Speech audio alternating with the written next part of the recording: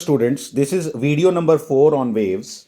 और इस टॉपिक के अंदर, इस वीडियो के अंदर हम डिस्कस करने वाले हैं speed of transverse waves on a stretched string. इसका क्या मीनिंग हुआ? इसका मीनिंग है कि जो स्ट्रिंग के ऊपर वेव बनती है उसकी वेलोसिटी क्या होगी। एक एंड से आपने स्टार्ट किया तो दूसरे एंड तक पहुंचने में उसको जो टाइम लगेगा वो हम कैलकुलेट करना चाहते हैं, वो स्पीड हम कैलकुलेट करना चाहते हैं कि दूसरे एंड तक उसको पहुंचने में या उसकी स्पीड क्या रहेगी ड्यूरिंग द जर्नी आपकी वेव की। और वेव क्या है? ट्रांसफर ऑफ एनर्जी, एनर्जी का आगे फ्लो करना, फ्लो ऑफ एनर्जी। ठीक है, तो हम इसी चीज को बात करते हैं इसके साथ। ठीक है, क्या है? The wave velocity through a medium depends on it's. किस पे डिपेंड करता है? हमें मालूम होना चाहिए कि कोई भी वेव जो बन रही है वो किस चीज पे डिपेंड करती है, उसकी इनर्शियल और उसकी इलास्टिक प्रॉपर्टी पे। ठीक है, इनर्शियल और उसकी इलास्टिक प्रॉपर्टी पे। इनर्शियल प्रॉपर्टी में आपका मास आ गया, और इलास्टिक प्रॉपर्टीज की अगर हम बात करें तो उसमें टेंशन आता है। तो इसलिए हम इसी बेसिस पे अगर बात करें तो the speed of transverse wave through a stretched string depends on two factors. पहला क्या आ गया? Tension T in the string is the measure of the elasticity. कितना इलास्टिक है वो टेंशन पे डिपेंड करेगा, मतलब आपने अपने स्ट्रिंग को कितनी जोर से खींच के रखा है।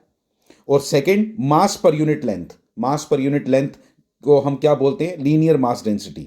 लीनियर मास डेंसिटी, और इसको मैं रिप्रेजेंट किससे करूंगा? म्यू से, of the string, so that the string can store kinetic energy. उसके अंदर काइनेटिक एनर्जी स्टोर्ड रहे, तभी आपकी जो वेव है वो एक जगह से दूसरी जगह आगे फ्लो करेगी with the transfer of energy. Using the method of dimensions, हम मेथड ऑफ डायमेंशन से मैं इसको प्रूव करूंगा। तो velocity of waves is directly proportional to, क्या लिख दिया? यही दो फैक्टर्स मैंने लिख दिए। Tension T in the string raise to power a, linear mass density raise to power b. इसको फिर मैं इस तरह से लिखूंगा, देखना जरा आगे। v is directly proportional to tension raise to power a mu raise to power b. Tension आपकी मतलब फोर्स, जिसके यूनिट्स होते हैं न्यूटन्स, और उसी बेसिस पे अब मैं लिखने जा रहा हूं, आप देखना जरा ध्यान से। L T minus one are the dimensions of velocity,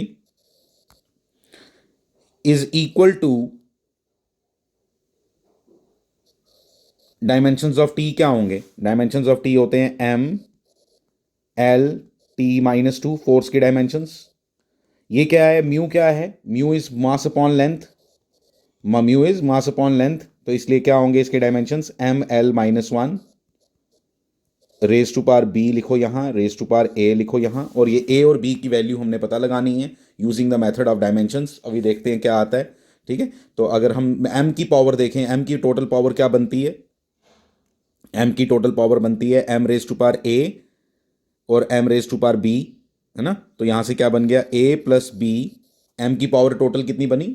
A plus b. और यहां पे एम की पावर लेफ्ट हैंड साइड पे कितनी है? जीरो। इसलिए आपकी इक्वेशन फर्स्ट आ गई, क्या? A plus B equal to zero. फिर किसका देखूंगा? एल का। एल की पावर क्या है? ए, वहां पे क्या है? Minus b. और टी की पावर देख लेते हैं। टी की पावर क्या है? टी की बेटर रहेगी, क्योंकि टी वहां टी से इजी निकल रहा है। ठीक है, आप किसी भी मैथ, एल का भी देख सकते हो, टी का भी देख सकते हो, मैं टी का देख रहा हूं। तो टी की पावर क्या है? Minus two A. टी की पावर है माइनस टू ए, और यहां पे टी की पावर क्या है? Minus one. तो इसलिए minus two A equal to minus one, तो ए इक्वल टू क्या हो गया? One by two. तो A equal to one by two जब हमने निकाल लिया, ये हमारा एक आ गया। जैसे ही A equal to one by two निकाला, फर्स्ट इक्वेशन को यूज करके मैंने लिख दिया बी किसके इक्वल आ गया? B equal to minus one by two. तो B equal to minus one by two आते ही हमें पता चला क्या चीज़ का? कि इसके जो अल्टीमेटली फॉर्मूला बना आपके वेलोसिटी ऑफ वेव्स का, velocity of waves is directly proportional to, क्या बन गया? T raise to power one by two और mu raise to power minus one by two. ठीक है, और यहां से हम इसको कंबाइन करेंगे तो v इज इक्वल टू क्या बन जाएगा? K under root of T upon mu, under root of T upon mu. ठीक है, ये आपका बन गया। फिर हमने एक चीज़ और लिखनी है, मेजरमेंट्स वगैरह से बाकी जगह जाके पता चलता है हमें, एक्सपेरिमेंटल रिजल्ट्स देखने के बाद पता चलता है with various with various with various experimental results, experimental results, k comes out to be equal to one, यानी कि k की वैल्यू कितनी है? वन। तो के की वैल्यू जैसे ही 1 आई तो आपने क्या लिख दिया, v is equal to under root of, ये इंपॉर्टेंट फॉर्मूला हमने ड्राइव कर लिया, टी अपॉन म्यू। इसके ऊपर कुछ क्वेश्चंस करेंगे, क्वेश्चंस करने से आपको और ज़्यादा क्लैरिटी आएगी कि इसका बेसिक मीनिंग है क्या, जो हम यहाँ पे इसको हमने यूज़ करके ये फाइंड किया। ठीक है, देखना अब इसके ऊपर हम कुछ क्वेश्चंस करते हैं। उसी के ऊपर बेस्ड ये क्वेश्चन है, इसको देखो आप। इसके अंदर क्या किया है, ये एक मास यहाँ पे एक स्ट्रिंग के थ्रू यहाँ पे हैंग किया है हमने, और एक पल्स यहाँ पे टैप किया आपने। अगर आप इसको देख सकते हो, ये पल्स आपकी यहाँ पे हमने टैप किया, मतलब यहाँ पे आपने पल्स कैसे जनरेट होगी, आप इसको पेन के साथ यहाँ पे टैप कर दिया आपने। अब यहाँ पे जो पल्स टैप हुई वो उसको यहाँ से लेके यहाँ तक पहुँचने में कितना टाइम लगेगा, या कुछ भी कोई भी डिस्टेंस यहाँ पे बोला होगा उसको ट्रेवल करने में कितना टाइम लगेगा, वो हमने यहाँ कैलकुलेट करना है। आपको गिवन है यहाँ पे क्या, आपको गिवन है कि इसकी मास डेंसिटी जो है वो 1 ग्राम सेंटीमीटर इनवर्स है। ठीक है, मैं और यहाँ पे टेंशन कैलकुलेट करनी है, टेंशन सामने सामने नज़र आ रही है यहाँ पे, इसके अंदर कितनी टेंशन होगी, टेंशन आपको कैलकुलेट करनी आनी चाहिए अच्छे से। देखो हम यहाँ पे थोड़ी सी बात कर लेते हैं टेंशन को लेके भी। ठीक है, अगर ये स्ट्रिंग की अगर मैं बात करूँ, ठीक है, यहाँ पे ये इसके ऊपर नीचे कितनी फोर्स लग रही है, 10 न्यूटन। ठीक है, यहाँ पे ये टेंशन आ गई इसकी टी स्ट्रिंग की, यहाँ से लेके टेंशन सेम होगी हर बार, हर जगह टेंशन सेम होगी। यहाँ पे ये ऐसे टेंशन बनाई, यहाँ टेंशन बनाई, फिर आपने यहाँ टेंशन बनाई, यहाँ टेंशन बनाई। ये जो टी आप यहाँ लिख रहे हो, ये जो टी है इसकी वैल्यू जो है वो हर जगह सेम है। वो टी किसके बराबर आएगा, 10 न्यूटन के सामने सामने दिखाई दे रहा है। टेंशन टी 10 न्यूटन आ गई। फिर वेलोसिटी किसके बराबर होती है, velocity is equal to under root of, velocity is equal to under root of tension कितना कितना लिखा आपने, 10 न्यूटन डिवाइडेड बाय 1 ग्राम पर सेंटीमीटर। 1 ग्राम पर सेंटीमीटर, 1 ग्राम पर सेंटीमीटर को आप केजी पर मीटर में कन्वर्ट करो। केजी पर मीटर में कन्वर्ट करेंगे तो आपने देखते हैं क्या आंसर आता है। आपका म्यू है 1 ग्राम। 1 ग्राम को मैं लिख दूंगा ऐसे, इतना केजी हो गया। ठीक है, पर सेंटीमीटर है तो उसको मीटर में कन्वर्ट करेंगे, अपॉन लिख देता हूँ, तो 10⁻², 10⁻² metre, 10⁻² metre. 1 centimetre is equal to 10⁻² metre, यहाँ से लिख दिया। तो यहाँ से हम जब इसकी कैलकुलेशन करेंगे, it comes out to be 0.1 kg per metre, 0.1 kg per metre. ठीक है, तो ये यहाँ पे वैल्यू डाल दो 0.1। जैसे ही आपने 0.1 वैल्यू डाली, अल्टीमेटली आपका आंसर आ गया अंडर रूट ऑफ 100। और अंडर रूट ऑफ 100 किसके बराबर होता है, 10 मीटर पर सेकेंड। तो 10 मीटर पर सेकेंड की स्पीड से ये पल्स आगे बढ़ेगी। और हमें बोला है डिस्टेंस कैलकुलेट करने के लिए, कोई बड़ी बात नहीं है डिस्टेंस कैलकुलेट करना। डिस्टेंस कैलकुलेट करने के लिए हमें क्या करना पड़ेगा, टेंशन थ्रू आउट सेम है। टेंशन अगर थ्रू आउट सेम है तो वेलोसिटी बिल्कुल कांस्टेंट रहेगी। ठीक है, टेंशन थ्रू आउट इस स्ट्रिंग के अंदर हमने सेम मानी है। अगर टेंशन सेम मानी है तो इसका मतलब वेलोसिटी चेंज नहीं होगी, there is no acceleration in this string. इसलिए हम यहाँ पे डायरेक्ट फॉर्मूला लगा सकते हैं, कौन सा वाला, यहाँ पे देखो ये फॉर्मूला लगाएंगे हम। क्या कैलकुलेट करना है आपने, टाइम। तो टाइम इज इक्वल टू किसके बराबर होता है, टाइम इज इक्वल टू होता है डिस्टेंस कितना, 50 सेंटीमीटर। 50 सेंटीमीटर हो गया 50 × 10⁻² मीटर। 50 सेंटीमीटर ये, yes 50 centimetre 10⁻² metre divided by velocity 10। ठीक है, तो अल्टीमेटली आपका आंसर आ गया, ये आ गया 5 × 10⁻² सेकेंड्स, 0.05 सेकेंड्स, 0.05 सेकेंड्स। ये हमने इस तरह से कैलकुलेट कर लिया। 0.05 सेकेंड्स में ये पल्स जो है वो 50 सेंटीमीटर डिस्टेंस कवर करेगी। ठीक है, इस तरह से हम ये कैलकुलेशंस करेंगे। कोई खास मुश्किल नहीं था इस क्वेश्चन में कुछ भी। हम आगे कुछ और चीज़ों भी डिस्कस करते हैं। This is the next problem. इस प्रॉब्लम में क्या देख रहे हो आप कि एक मास है जो एक वायर के थ्रू लटका हुआ है नीचे। यहाँ पे भी आपने यहाँ पे नीचे वाले पोर्शन पे टैप किया, नीचे वाले पोर्शन पे यहाँ आपने टैप किया, और यहाँ टैप करने के बाद वो पल्स जो यहाँ जनरेट होगी वो ऊपर तक पहुँचने में कितना टाइम लेगी, या वहाँ कितनी वेलोसिटी आएगी इसकी, वो हमें कैलकुलेट करनी है। यहाँ पे जो कॉन्सेप्ट मैंने आपको यहाँ डिलीवर करना है वो ये है कि यहाँ पे अगर आप ध्यान दो तो इस स्ट्रिंग का मास आपको गिवन है। तो इस स्ट्रिंग का मास अगर आपको गिवन है तो इसका मतलब इसकी जो टेंशन है वो थ्रू आउट सेम नहीं रहेगी। क्योंकि सेम नहीं रहेगी, इसका रीज़न क्या है कि जो यहाँ पे आपका वेट यहाँ एक्ट कर रहा है, आप देखो जो यहाँ पे आपका वेट एक्ट कर रहा है, यहाँ पे जो वेट यहाँ पे एक्ट कर रहा है वो कितना है, यहाँ पे फोर्स कितनी लग रही है, दैट इज 50 न्यूटन। यहाँ पे 50 न्यूटन है, लेकिन यहाँ पे 50 न्यूटन नहीं होगी।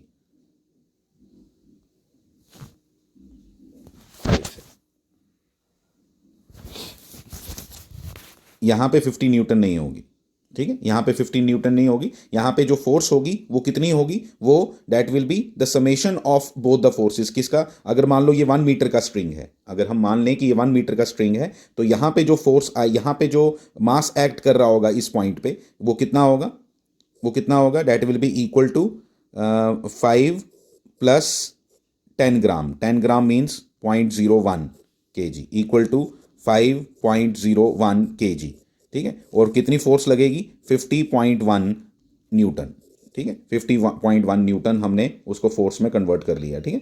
तो जब हमने इसको 50.1 न्यूटन लिखा 10 से मल्टीप्लाई करने के बाद, तो कोई खास वेरिएशन नहीं आई यहाँ से लेके यहाँ तक, क्योंकि मास, स्ट्रिंग का मास जो है वो बहुत कम है।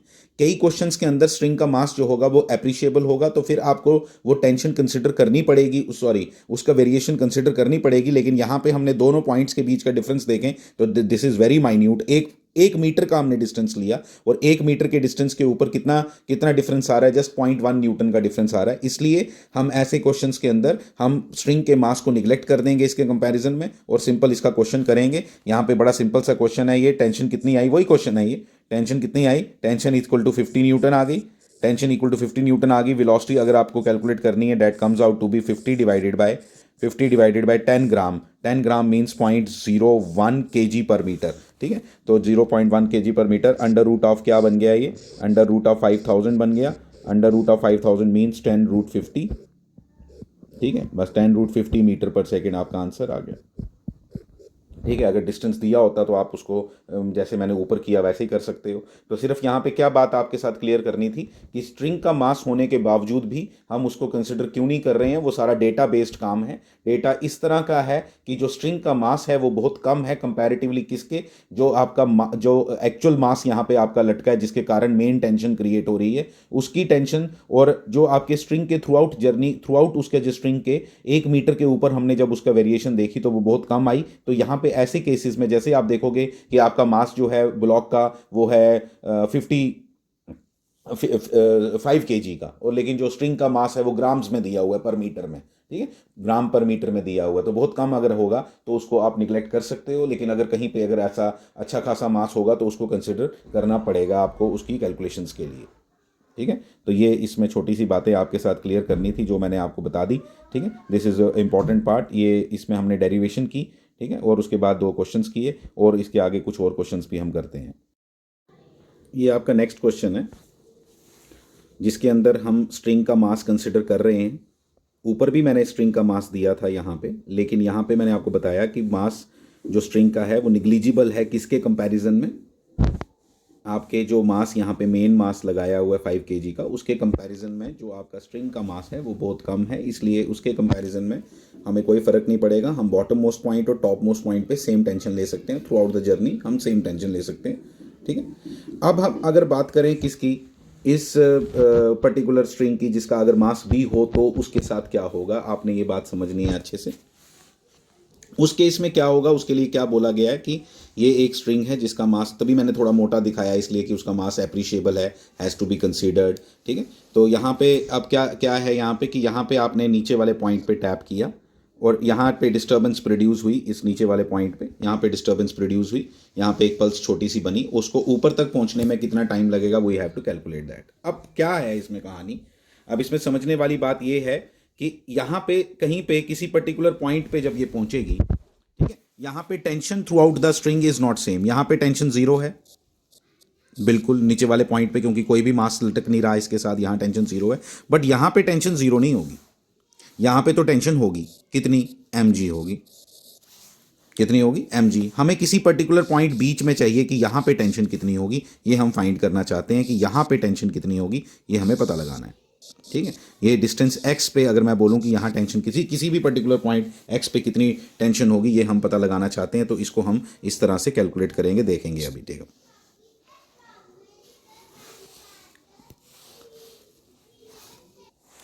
तो टेंशन यहाँ पे वेरिएबल है, इसलिए मैं क्या लिख रहा हूँ यहाँ पे देखना, मैं यहाँ लिखूंगा tension at any point, tension at any point on the string,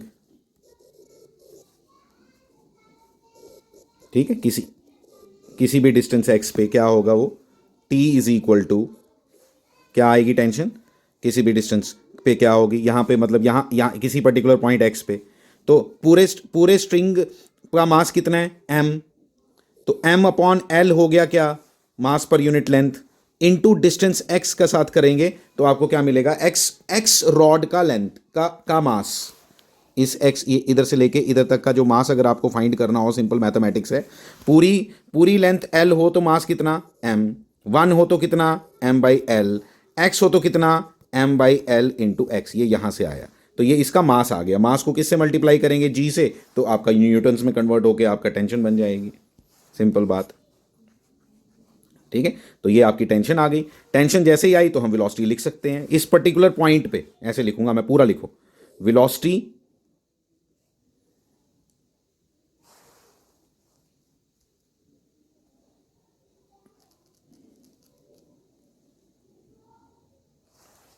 velocity, ये यहां पे लिखता हूं, M into L into x into G, ये लिख दिया, फिर मैं लिखूंगा वेलोसिटी एट एनी पॉइंट, और पॉइंट कितनी दूरी पे है, एक्स दूरी पे, at any point on the string,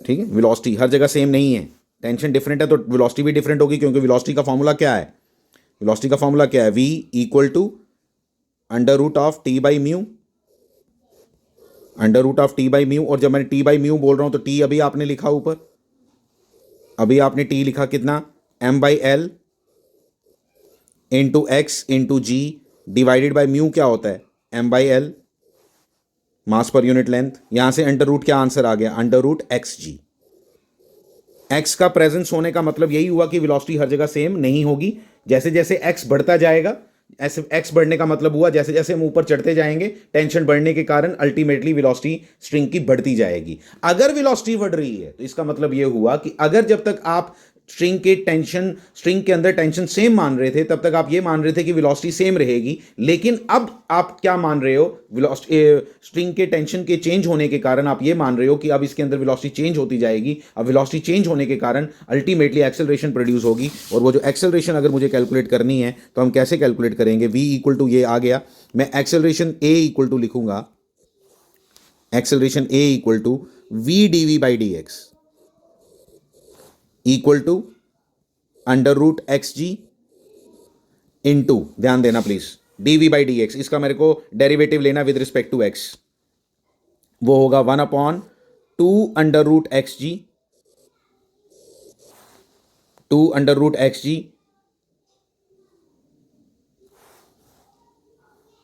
into G, yes into G, कैसे, अगर आपको समझना है इसको तो मैं आपको बता देता हूं, आपको डिफिकल्टी आ रही होगी ये अंडरस्टैंडिंग में, मैं बताता हूं, अगर कभी लिखा हो अंडर रूट टू एक्स का, अंडर रूट टू एक्स का डेरिवेटिव फाइंड करो विद रिस्पेक्ट टू एक्स, ठीक है, अंडर रूट टू एक्स का मतलब मान लो ये आपका y है, y इक्वल टू ये है, तो मुझे d y by d x निकालना होता तो क्या करते बताओ, क्या करते थे हम, इसको इसको क्या लिखेंगे, under root of f x है ये, under root of f x, इसके लिए डेरिवेटिव आना चाहिए, नहीं आता है तो हम वैसे भी ये सब नहीं पढ़ पाएंगे, ठीक है, तो अंडर रूट ऑफ ये एफ एक्स हो गया, तो under root of f x का डेरिवेटिव क्या होता है, one upon two under root f x, लेकिन एफ एक्स का भी डेरिवेटिव लेना, यानी कि टू एक्स का डेरिवेटिव क्या होगा, टू, तो सेम चीज मैंने यहां लिखी है, टू की जगह यहां जी है, बस ये लिखा है, तो आप देख सकते हो आंसर क्या आया, जी बाई टू, और आप ब्रैकेट में जरूर लिखना कांस्टेंट आया, एक्सेलरेशन इज कांस्टेंट, क्योंकि जी एक्स पे डिपेंड नहीं कर रही, तो एक्सेलरेशन एक कांस्टेंट वैल्यू आएगी, ये हमने इस बात में समझा कि अगर हमारा